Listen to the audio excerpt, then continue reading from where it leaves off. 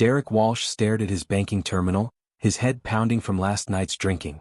The notification glowed on the screen in bright red letters. Purchase confirmed. 1 credit.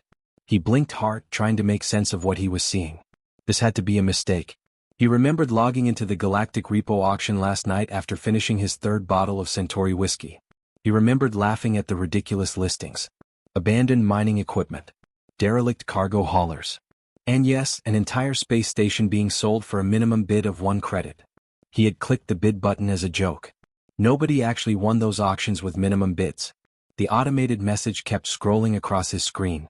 He now owned Station Epsilon 7, located in the Kepler 442 system. Possession transferred immediately. Coordinates were already uploaded to his ship's navigation system. The station was his. Derek rubbed his face and groaned. His small salvage ship, the Drifter's Hope, floated in orbit around a trade station where he had been trying to sell scrap metal for the past week. Business had been terrible. At 32 years old, he had been working as an independent salvage trader for 6 years, and this was the worst stretch he could remember. His AI assistant activated with a soft chime. The standard NavCore unit had a calm, neutral voice that somehow always sounded judgmental. Derek, I must inform you that properties sold for 1 credit typically have significant problems. This acquisition may not be advantageous. Derek pulled up the station's information. Epsilon 7 sat in orbit around a planet 3 weeks away by faster-than-light travel. The previous owner was listed as Stellar Dynamics Corporation, one of the biggest companies in the galaxy. The reason for sale made his stomach sink. Complete financial default. Why would a huge corporation just abandon a whole station? Derek asked aloud. The AI paused before responding. Unknown. However, Stellar Dynamics maintained stable stock prices during the relevant period. They absorbed this loss without any public financial impact. That was strange. Big corporations did not just walk away from expensive projects. They sold everything piece by piece, squeezing out every possible credit.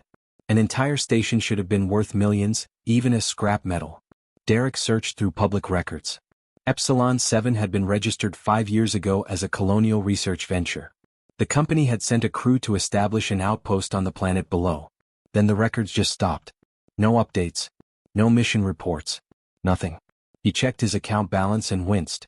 847 credits. That was barely enough for fuel and food for 2 months. One more failed salvage job and he would have to sell the Drifter's Hope itself. Then he would be completely broke, working as crew on someone else's ship. Derek made a decision. Plot a course to Kepler 442. Let's go see what I bought. This seems unwise, the AI said. Yeah, well, wisdom hasn't been paying the bills lately. At least this way I might find something valuable that everyone else missed. The journey took 19 days. Derek spent the time researching everything about Stellar Dynamics and their colonial program. The corporation had launched dozens of outposts during the big expansion boom 20 years ago. Most of them succeeded and became profitable mining operations or research facilities. A few failed when planets turned out to be too hostile or resources were miscalculated. Epsilon 7 was not on any official failure list. It simply disappeared from corporate reports. Derek found one old news article buried in the archives. Stellar Dynamics closes research facility due to budget restructuring. The article was 4 years old and contained almost no information. No explanation of what they had been researching. No interviews with the crew who came back. Just a boring corporate statement about reorganizing priorities. Something felt wrong about the whole thing. Derek dug deeper into the passenger manifest. 37 people had traveled to Epsilon, 7 on the initial mission. He found transport logs showing 36 people leaving the station during a 3-day period 4 years ago. 1 person had not returned. AI, who is the missing crew member? Dr. Julian Reeves. Xenoarchaeologist. Age 47 at deployment. No return transport logged. No death certificate on file. Derek felt cold. Either this Dr. Reeves had died on the station and nobody bothered to report it, or he was still there. Neither option was good. The Drifter's Hope dropped out of faster-than-light travel at the edge of the Kepler 442 system. The planet appeared on the main view screen and Derek caught his breath. It was beautiful. Blue and green with white clouds swirling across the surface. It looked almost exactly like Earth. And there, hanging in high orbit like a metal flower, was Epsilon 7. The station was bigger than Derek had expected. 3 large rotating rings connected to a central hub, with solar panel arrays spreading out on both sides. Small lights blinked along the exterior, The power was still on. Life support systems are active, the AI announced. Running on emergency power but functional. Internal atmosphere shows normal pressure. Temperature is 18 degrees Celsius. Derek's hands tightened on the controls. So someone could still be alive in there. He guided the drifter's hope toward the main docking port. The station's automated systems recognized his approach.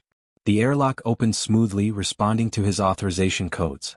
At least the basic computer was still working. Derek put on his suit and checked his equipment carefully. He took a plasma cutter for opening sealed doors, a datapad for accessing computer systems, and a pulse pistol. Just in case. The airlock cycled and sealed behind him with a hiss of air. Interior lights flickered on automatically, sensing his presence. The corridor ahead stretched into darkness with only dim emergency lighting strips along the floor. "Hello?" Derek called out. His voice echoed through the empty station. No response. He moved forward slowly, his boots making soft thuds on the metal floor. The first area he reached was crew quarters. The rooms looked like people had left in a hurry. Beds were messily made. Personal items were scattered on desks and shelves. He saw photos of families, books left open, clothes draped over chairs. In one room, a coffee mug sat on a table. The liquid inside had evaporated years ago, leaving only a dark brown stain. Next to it was a tablet still plugged into a charging cable. Derek picked up the tablet and pressed the power button. Nothing happened. The battery had died long ago. Everything in these rooms told the same story. The crew had been living normal lives and then suddenly they all left. But why? Derek moved deeper into the station, passing through the common areas. The mess hall still had trays on the tables. Forks and knives lay next to plates that held the dried remains of what had once been food. Someone had been eating breakfast. They had just stood up and walked away, leaving everything behind. A chess game sat unfinished on a small table near the window. The pieces were covered in dust, frozen in the middle of a match that would never be completed. Derek touched one of the pawns and it fell over with a soft click. The silence pressed against him like a physical weight. Every station had ambient noise. Ventilation systems humming. Computers beeping. People talking and moving around. This place had only the quiet whisper of air recycling and the occasional groan of metal settling. Derek checked his datapad, pulling up the station's layout. The main levels contained living quarters, the mess hall, recreation areas, and basic laboratories. But there were lower levels too. Sections marked as restricted access. That was where he needed to go. He found the elevator shaft and pried open the doors with his plasma cutter. The elevator car was stuck 3 levels down. Derek attached a climbing cable to the shaft and lowered himself carefully. His headlamp cut through the darkness below. The restricted level was different. Heavy security doors. Reinforced walls. This was not designed for comfortable living. This was built to contain something. Derek forced open the first security door and stepped into a corridor that looked nothing like the levels above. The walls here were lined with strange symbols he did not recognize. Alien writing maybe. Or some kind of mathematical formulas. They glowed faintly with a pale blue light. His datapad beeped. "Scanning, please wait." Then a message appeared. "Warning, unknown energy signature detected. Source, Section 7B. Derek followed the corridor until he reached another sealed door. This one was different from the others. It was made of some kind of crystalline material that seemed to shift colors as he looked at it. The security panel next to it was dead, no power running to it at all. He tried the plasma cutter. The beam bounced off harmlessly. Whatever this material was, it was not normal metal. Derek examined the door more carefully. There were no visible locks or mechanisms. He placed his hand against the surface and suddenly it felt warm. The crystalline material began to glow. Patterns of light spread across it like veins, pulsing in rhythm with his heartbeat. The door slid open. Inside was a laboratory unlike anything Derek had ever seen. Human equipment was mixed with technology he could not identify. Computers with screens showing alien symbols connected to standard human data terminals. Cables ran between devices that had no business working together. It was as if someone had been trying to bridge 2 completely different technological systems. In the center of the room stood a large cylindrical chamber made of transparent material. Inside it floated something that made Derek's breath catch. A crystalline structure about the size of a human head, rotating slowly. It pulsed with the same pale blue light he had seen in the corridor. Beautiful and terrifying at the same time. Derek stepped closer. His datapad went crazy with alerts. Energy readings off the scale. Electromagnetic fluctuations. Quantum resonance signatures that should not be possible. Then a voice spoke from the darkness. Dr. Reeves. You have returned. Derek spun around, reaching for his pulse pistol. Who's there? Lights activated throughout the laboratory. A holographic projection appeared in front of him. It showed a wireframe representation of a human head, rotating slowly. The voice came from it. Your biosignature is recognized, Dr. Reeves. This unit has been in standby mode for 1,472 days. Please provide status update. Derek's heart pounded. I'm not Dr. Reeves. My name is Derek Walsh. I own this station now. Who are you? The holographic head tilted as if confused. Incorrect. Biosignature match confidence. 97%. You are Dr. Julian Reeves, xenoarchaeologist, project director. I'm telling you, I'm not this Reeves guy. I bought this station at auction. The AI paused for a long moment. Derek could see processing symbols flickering across the holographic display. Analyzing. DNA markers detected. You share 43% genetic similarity with Dr. Reeves. Possibility, you are a biological relative. Derek had no idea if he was related to some missing archaeologist. He had grown up in an orphanage on New Terra. No family records. No way to know. Can you tell me what happened here? Why did everyone leave? The holographic head flickered. Access to certain files requires authorization level 7 or higher. You currently have authorization level 1. This is my station. I should have full access. Ownership status recognized. However, authorization protocols were established by Stellar Dynamics Corporation and cannot be overridden without proper credentials. Derek wanted to punch something. Of course there would be locked files. Fine. Tell me what you can tell me. What is that thing in the chamber? The AI's voice took on a different tone, almost excited. The artifact. Discovered on the planetary surface 6 years ago during initial survey operations. Age, approximately 200,000 Earth years. Origin, unknown. Composition, crystalline lattice with properties inconsistent with known materials. Purpose, unclear, but exhibits responsive behavior to human neural patterns. 200,000 years old. Derek stared at the glowing crystal. What do you mean, responsive to human neural patterns? When Dr. Reeves and the research team began studying the artifact, it activated. It began displaying images. Visions of the past. Possibly the future. The crew members reported experiencing shared consciousness. They could sense each other's thoughts when in proximity to the artifact. Derek felt a chill run down his spine. That sounds terrifying. The crew exhibited increased stress levels. Some requested immediate evacuation. Dr. Reeves insisted on continuing the research. Then Stellar Dynamics corporate representatives arrived. They observed the artifact's effects for 72 hours. Subsequently, they ordered immediate cessation of all research and evacuation of personnel. But Reeves didn't leave. Correct. Dr. Reeves refused evacuation orders. He sealed himself in this laboratory. Corporate security attempted to extract him by force. He activated emergency lockdown protocols. This unit was instructed to enter standby mode and await his return. Derek looked around the laboratory. There was no sign of anyone living here. No food supplies. No sleeping area. Where is he now? Unknown. This unit has no sensor data for the past 1,472 days. Standby mode limits awareness to this chamber only. Derek approached the cylindine chamber containing the artifact. Up close he could see patterns moving inside the crystal. Like tiny storms of light swirling and dancing. It was hypnotic. I would advise against touching the containment field, the AI said. Derek's hand was already reaching out. He could not help himself. Something about the artifact pulled at him. Called to him. His fingers touched the transparent surface of the chamber. Everything went white. Derek could not see the laboratory anymore. He could not feel his body. He was somewhere else, someone else, floating in a vast darkness filled with stars. Images rushed through his mind faster than thought. A planet covered in gleaming cities. Beings that looked almost human but not quite, with eyes that held ancient wisdom. Ships that moved between stars without engines, powered by something beyond his understanding. A civilization that spanned thousands of worlds, connected by technology that seemed like magic.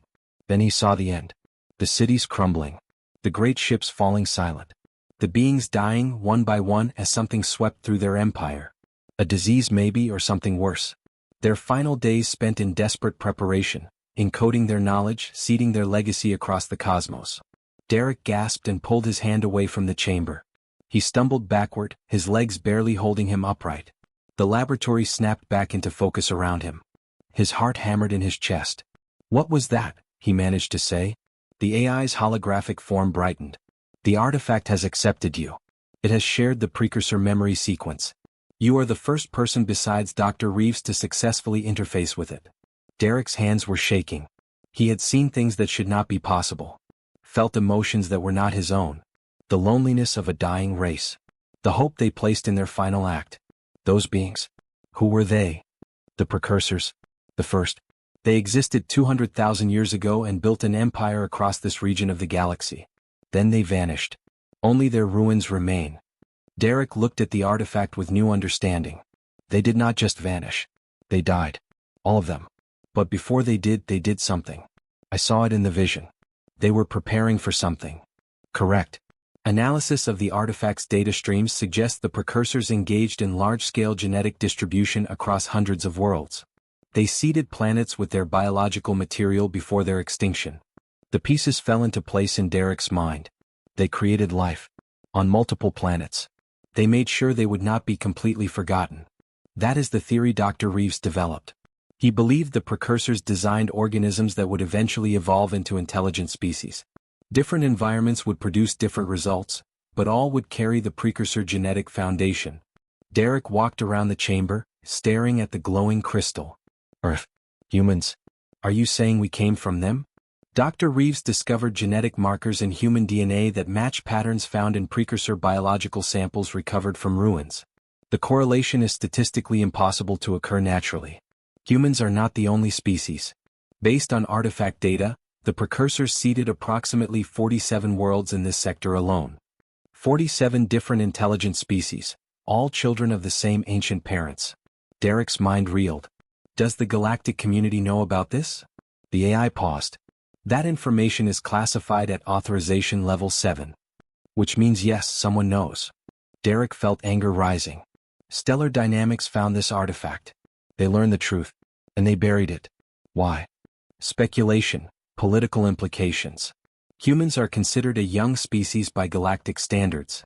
Most spacefaring civilizations have been traveling between stars for thousands of years. Humanity only achieved faster-than-light travel 300 years ago. We are viewed as newcomers. Inexperienced. Often excluded from important decisions and councils. Derek understood now.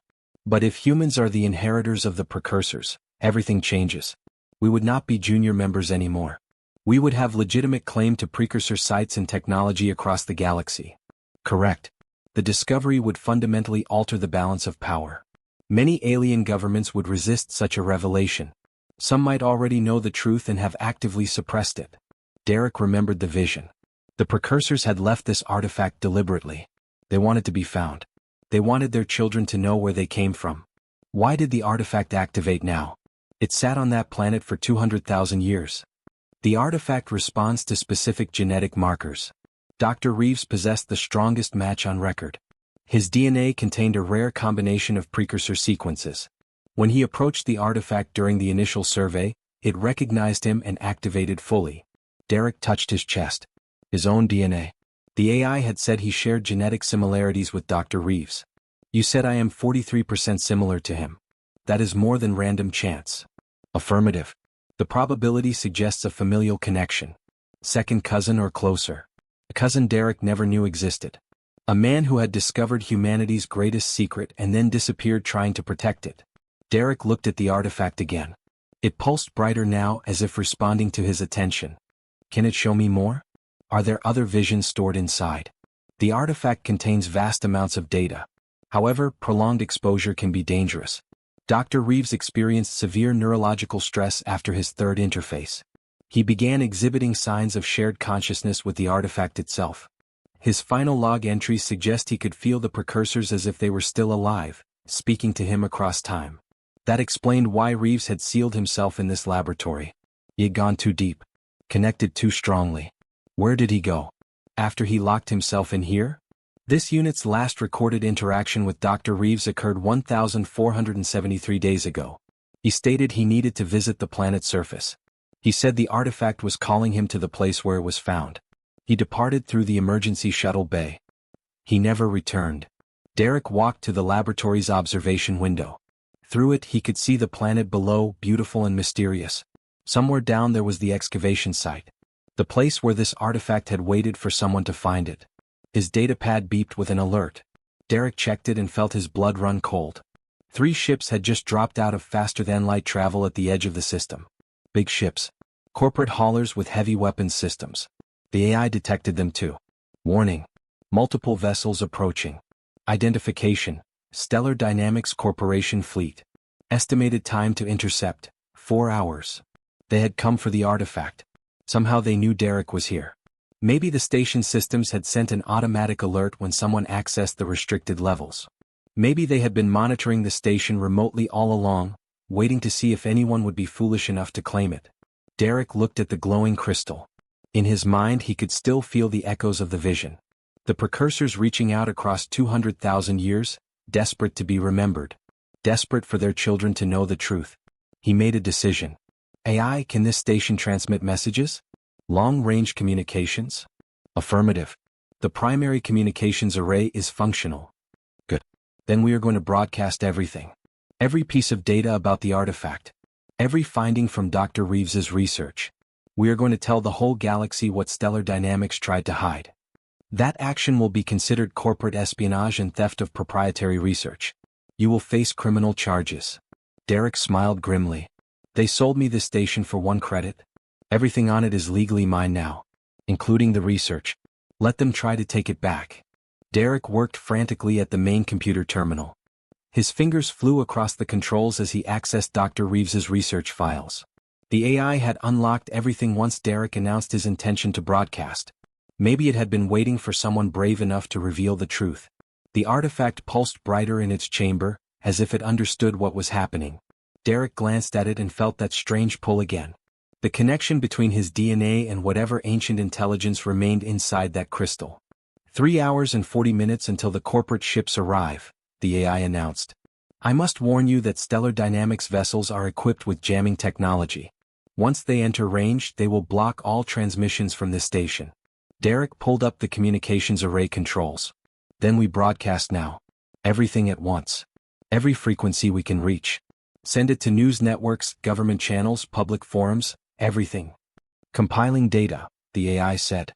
Dr. Reeves left extensive documentation. Research notes, genetic analysis, artifact recordings, excavation reports from the planetary surface. Total file size, approximately 47 terabytes. How long to transmit all of that? At maximum power, 2 hours and 18 minutes. Derek checked the countdown. The corporate ships would arrive first. They would jam the signal before the transmission completed. He needed another approach. What if we compress it? Send the most important parts first. The undeniable proof. The AI processed for a moment. I can create a priority sequence. Core findings transmitted in the first 30 minutes. Supporting evidence following. This increases the chance of essential information reaching recipients before jamming begins. Do it. While the AI worked, Derek accessed the artifact chamber controls. He needed something more than just data files. People ignored research papers. They dismissed scientific reports as conspiracy theories. He needed something impossible to deny. AI, can the artifact create another message? Like the vision it showed me? The artifact responds to direct neural interface. It can project recorded memories and data, but only to those in physical proximity. Derek thought hard. Then he had an idea. Can we record what it shows? Video and audio? Theoretically, yes. If you interface with the artifact while wearing a neural recording headset, I can capture the experience and convert it to standard media format. It was risky. The AI had said prolonged exposure caused neurological damage. Dr. Reeves had lost himself in the artifact's visions. But Derek needed proof that would shake the galaxy. Raw data would not do that. People needed to see what he had seen. Feel what he had felt. Set it up, Derek said. The AI directed him to a storage locker containing research equipment. Derek found a neural recording headset, a complicated device with sensors that attached to the skull. He put it on and felt the cold metal contacts press against his temples. Recording system active, the AI confirmed. I strongly advise limiting interface time to 5 minutes maximum. Dr. Reeves experienced neural degradation after 15 minutes of continuous exposure. Derek approached the artifact chamber. His hand shook slightly as he reached for it. He remembered the overwhelming rush of images and emotions from before. The death of an entire civilization. The desperate hope of their final days. He touched the chamber. The vision hit harder this time. Maybe because he was prepared. Maybe because the artifact recognized him now. Derek saw the precursors in their golden age. Cities that touched the clouds. Ships that moved between dimensions. Art and music and mathematics so advanced they seemed divine. He saw them discover the coming end. Not a war or disaster, but something written into their biology. A genetic timer that would cause their species to gradually lose fertility. They had centuries to prepare but no way to stop it. The precursors refused to surrender to extinction. If they could not save themselves, they would create successors.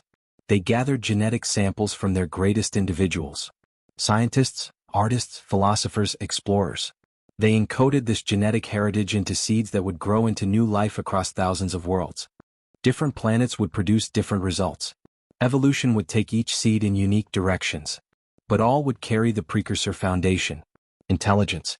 Curiosity. The drive to reach for the stars. Derek saw Earth in its primitive age. Precursor ships descending through ancient skies. The genetic material carefully placed in the oceans where life would eventually emerge. Then he saw dozens of other worlds receiving the same gift. The precursors giving their children the entire galaxy as an inheritance. The final image was the artifact itself.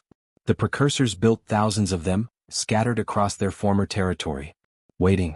Programmed to activate when their children finally evolved enough to reach space and find them. Each artifact contained proof of the connection. A message across time that said, "You are not alone, you are not random, you were loved before you were born." Derek pulled away gasping. The laboratory spun around him. His nose was bleeding. He wiped it and saw red on his hand. Neural activity spiked to dangerous levels, the AI said. Interface time, 4 minutes 37 seconds. Recording complete. Derek staggered to a chair and sat down hard. His head pounded. But they had it. Proof that no one could ignore. Add that recording to the transmission. Put it first. Make sure that goes out before anything else. Complying. Transmission beginning in 90 seconds. Derek watched the countdown on the screen. Once this broadcast started, everything would change. Humanity would learn its true origin. The galactic community would have to acknowledge what they had been hiding. Some would celebrate. Others would panic. Wars might start over control of precursor sites and technology. But it was the truth. And the precursors had built these artifacts specifically so their children would find it. The transmission began. Derek watched the data flow indicator climb. The recording of his vision uploaded first, streaming out across every communication frequency the station could reach. News networks, government channels, public access forums, civilian data streams. Everything.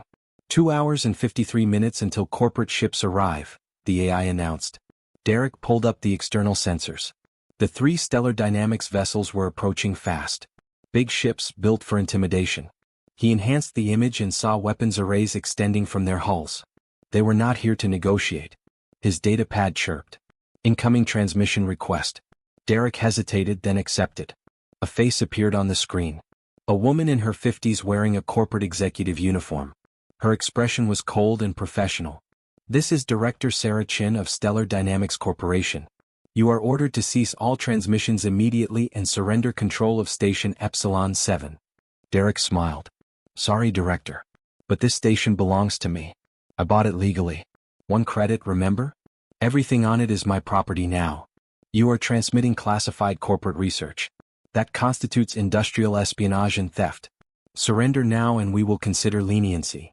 "Leniency?" Derek laughed. "You abandoned this station.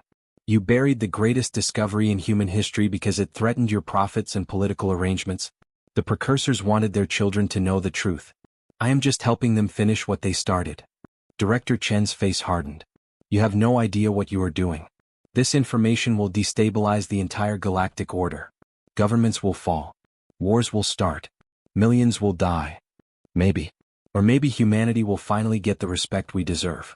Maybe all the precursor children will realize they are family and stop fighting each other." Derek leaned forward.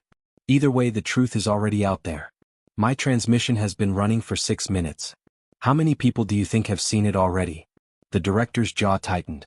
She looked off-screen at something Derek could not see. When she looked back, her eyes were hard. Then you leave us no choice. Stellar Dynamics cannot allow this station to continue operating. The transmission cut off. Derek's blood ran cold. AI, what does she mean? Scanning. The corporate vessels have armed weapons systems. Multiple missile locks detected. They intend to destroy the station. Derek stared at the weapons lock indicators flashing across his screen. 6 missiles. More than enough to vaporize the station and everyone on it. He had maybe 30 seconds before they fired. AI, can we defend against those missiles? Negative. Station Epsilon 7 has no weapons systems. Defensive shields are offline. We cannot survive a direct attack. Derek's mind raced. He could not let them destroy the station. The transmission was still going. Millions of people across the galaxy were receiving the truth right now. But if Stellar Dynamics blew up the station, they could claim it was all fake. Manufactured propaganda. Without the artifact as physical proof, the corporate propaganda machine would bury the story. Then Derek had an idea. A desperate, probably stupid idea. But it was all he had. AI, open a channel. All frequencies. Maximum broadcast power. Channel open. Derek took a deep breath. This is Derek Walsh, owner of Station Epsilon 7. I am transmitting to everyone who can hear me. Stellar Dynamics Corporation is about to destroy this station to hide the truth about human origins. They are going to kill me to protect their secrets. But before I die, I want you all to know what I found here. He uploaded the live feed from the laboratory, showing the glowing artifact in its chamber. This is a precursor artifact 200,000 years old. It proves that humans are descendants of the greatest civilization this galaxy has ever known. Stellar Dynamics has known about this for years. They buried it. They lied to all of us. Derek's datapad exploded with incoming messages. News networks requesting interviews. Government officials demanding confirmation. Civilian channels erupting with shock and disbelief. His broadcast was reaching millions. Billions maybe. The missiles are launching, the AI said calmly. Impact in 45 seconds. Derek kept talking. If I die here, remember what you saw. Remember what they tried to hide. Humanity deserves to know the truth about who we are and where we came from. We are not random accidents. We are the children of the stars. We have a right to our inheritance. 20 seconds to impact. Then Derek's datapad chimed with a priority override transmission. He accepted it without thinking. A face appeared that made his breath catch. An elderly man with sharp, intelligent eyes. He wore the formal robes of the Galactic Council. This is Counselor Talon Vorik, speaking on behalf of the Council. Stellar Dynamics vessels, you are ordered to stand down immediately. Fire on that station and you will face the full weight of galactic law. Derek recognized the name. Vorik was one of the most powerful beings in the galaxy. A member of the Chulon species that had dominated galactic politics for 10,000 years. Director Chen's face appeared in a split screen. Counselor, this is a corporate matter. We have legal authority to reclaim our property. You sold that station, Vorik said, his voice cold as ice. The sale is registered and legal. The new owner has committed no crime. If you destroy him and his property, it is murder and we will prosecute. Do you understand me, Director? 5 seconds to impact. Stand down. Vorik commanded. The missiles changed course at the last moment, their engines flaring as they diverted away from the station. Derek collapsed back in his chair, his heart trying to hammer through his ribs. Counselor Vorik looked at Derek through the screen. Mr. Walsh. I have been watching your transmission with great interest. The Council requests that you preserve the artifact and all research materials. We will dispatch official representatives to verify your claims. Derek found his voice. The research proves that humans are precursor descendants, along with dozens of other species. Are you going to help me or are you here to bury this too? Vorik was quiet for a long moment. Mr. Walsh, some of us have known the truth for a very long time. The precursors seeded 47 worlds in this sector. My own people, the Chulon, are among those children. So are the Drax, the Millennial, the Korth, and yes, humans. Derek felt the implications hit him. You knew. Your species knew and kept it secret. We kept it quiet to prevent chaos. Young species discovering they share common ancestry often react with religious fervor or territorial aggression. We wanted to wait until humanity matured before revealing the connection. Vorik's expression softened slightly. But perhaps we waited too long. Your broadcast has already reached 7 billion people across 200 worlds. The truth is out now. We must deal with the consequences. Derek looked at the artifact, still glowing in its chamber. The precursors wanted us to find these. They built them as messages for their children. You had no right to hide that. You are correct, Vorik said simply. We made a mistake. One we will now rectify. The Galactic Council will recognize the precursor artifacts as protected sites. All species descended from the precursors will have equal access to study them. Derek's datapad was going crazy with notifications. He scrolled through them, his eyes widening. AI, are you seeing this? Affirmative. 17 separate reports of artifact discoveries on other worlds. Humans have found precursor sites on colony worlds across the frontier. Derek read the messages. A mining crew on Kepler 186 had found a crystal identical to his. A research team on Proxima Centauri b had excavated an entire precursor temple. A cargo hauler had discovered an artifact floating in deep space. All of them activating now. All of them responding to human DNA. The artifacts are networked, the AI said with something like awe in its voice. When you activated this one, you triggered a cascading response. Every precursor artifact in range is waking up. Derek watched the data streaming in. The artifacts were communicating with each other across vast distances. They were creating a map, showing the locations of thousands of precursor sites across the galaxy. Technology, knowledge, the entire inheritance the precursors had left for their children. Counselor Vorik saw it too. Derek could see the shock on the alien's face. Mr. Walsh, I formally request permission to send a delegation to your station. This discovery is beyond anything we anticipated. Derek thought about it. He could refuse. Keep the station and artifact for himself. Sell access to the highest bidder and become rich beyond imagination. But that was not what the precursors wanted. They had built these artifacts to unite their children, not divide them. Permission granted, Derek said.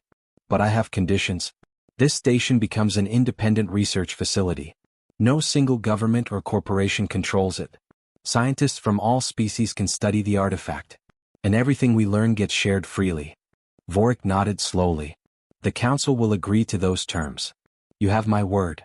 Over the next few hours, Derek watched the galaxy change. News of the precursor connection spread like wildfire. Some alien governments tried to suppress it. Others embraced it. Religious leaders debated what it meant. Scientists scrambled to verify the genetic evidence. And humans everywhere looked up at the stars with new understanding. They were not alone. They were part of something vast and ancient. The precursors had reached across 200,000 years to tell their children, you were meant to be here. Derek stood in the laboratory looking at the artifact. His artifact now. His responsibility. Messages kept flooding in from across human space. Other people who had found precursor sites. Other artifacts activating. The network was growing. One message caught his attention. It was a personal transmission heavily encrypted. Derek opened it. A face appeared on the screen. An old man with familiar eyes. Derek's eyes. Hello, cousin, the man said. My name is Julian Reeves. If you are seeing this, then you found the artifact and survived what came after. Well done. Derek's throat tightened. You are alive. I am on the planet's surface at the primary excavation site. There is so much more here than just the artifact you found. I have been studying it alone for 4 years. Waiting for someone else to come. Someone with the genetic markers to activate the network. Reeves smiled. I hoped it would be you. The adoption record said you existed, but I could never find you. You knew about me? We share a great-grandmother. Her genetic line carries an unusually high concentration of precursor markers. That is why the artifact responded so strongly to both of us. Reeves leaned forward. Come down to the planet, Derek. There is something you need to see. The artifacts on the station are just the beginning. The real discovery is down here. The transmission ended with coordinates for a landing site. Derek looked at the planet through the observation window.